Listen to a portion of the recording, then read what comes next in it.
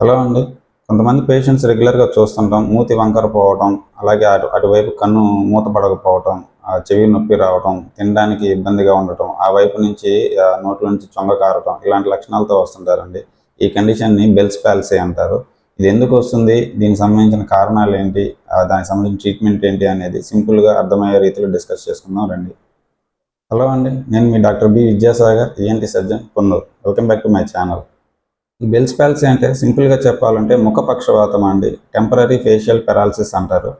ఈ ఫేషియల్ పారాలిసిస్‌లో మనకి ఫేస్‌లో ఒకవైపు ఉండే కండరాలు, మజిల్స్ అనేది టెంపరరీగా వీక్ అవ్వడం అన్నమాట. సో, ఈ కండిషన్‌లో ముందు చెప్పుకున్నట్లుగా మూతి వంకర పోవటం, చెవి నొప్పి రావటం, కన్ను పూర్తిగా మూత పడకపోవటం, ఒకవైపు నుంచి నోట్లో నుంచి చొంగ కారటం, అలాగే మన ఫోర్ హెడ్ మీద వ్రింకిల్స్ పోవడం ఇలాంటి లక్షణాలు చూస్తుంటాము.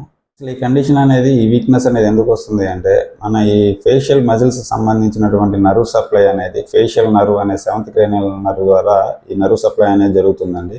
ఏ కారణం చేతైనా ఈ ఫేషియల్ నర్వ్ అనేది ఎఫెక్ట్ అయ్యి అది వాచి దాని పనితీరు తగ్గినప్పుడు ఈ వీక్‌నెస్ అనేది వస్తుంటది. దీనికి సంబంధించి ఎగ్జాక్ట్ కారణాలు అనేది తెలియకపోయినా కొన్ని రకాల viral infections like herpes infections గానీ, cytomegalo virus, Epstein Barr virus అనే వైరల్ ఇన్ఫెక్షన్స్‌లో గానీ, కొన్ని రకాల జలుబు, ఫ్లూ ఇన్ఫెక్షన్స్‌లో గానీ, కొన్నిసార్లు హెడ్ ఇంజరీస్‌లో కూడా ఈ ఫేషియల్ నర్వ్ అనేది ఎఫెక్ట్ అయ్యి, ఈ బెల్స్ పాల్సీ అనే కండిషన్ వచ్చే అవకాశం ఉంటదండి. కొంతమంది ఈ బెల్స్ పాల్సీని నార్మల్ పక్షవాతం అనుకొని భయపడే ప్రమాదం కూడా ఉందండి. కానీ ఈ 2 ఒకటి కాదు. నార్మల్ పక్షవాతంలో మూతి వంకరతో పాటు కాలు, చెయ్యి వంకర పోవడం ఇలాంటి లక్షణాలను కూడా మనం చూస్తుంటాము.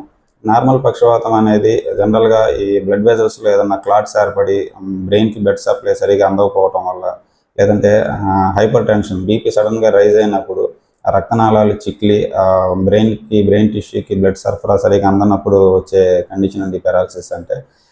ఈ బెల్స్ పాల్సీ అనేది అలా కాదండి. ఇది ఓన్లీ మన ఫేస్ వరకే పరిమితమై ఉంటుంది. సో, ఈ 2 ఒకటే అనుకుని కంగారు పడాల్సిన అవసరం ఏం లేదు. సో, ఈ బెల్స్ పాల్సీ అనేది క్యూర్ అవుతుందా అంటే 100% రికవరీ అయ్యే అవకాశం ఉందండి. కొన్ని మైల్డ్ కేసెస్‌లో అయితే ఎలాంటి ట్రీట్మెంట్ లేకుండానే వాళ్ళు ఆటోమేటిక్‌గా రికవర్ అవుతారు. కొంతమందిలో ఈ లక్షణాలు అనేది సివియర్‌గా ఉన్నప్పుడు మటుకు ఎర్లీగా డిటెక్ట్ చేసుకొని మీరు డాక్టర్‌ని కలిసి దానికి సంబంధించిన ట్రీట్మెంట్ తీసుకుంటే మీకు 100% రికవరీ అయ్యే అవకాశం ఉంటది. అరౌండ్ ఇది 3-6 మంత్స్ అనేది టైం పడుతుందండి పూర్తి రికవరీ అవ్వటానికి.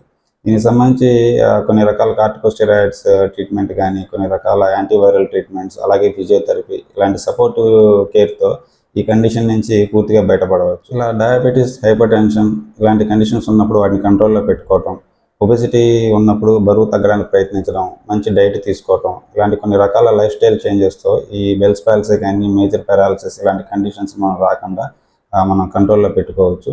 సో, ఇలాంటి ఫేషియల్ వీక్‌నెస్ గానీ, మూతి వంకర గానీ ఇలాంటి లక్షణాలు ఉన్నప్పుడు అది బెల్స్ పాల్సీ గానీ, మేజర్ పారాలిసిస్ గానీ అవ్వచ్చండి.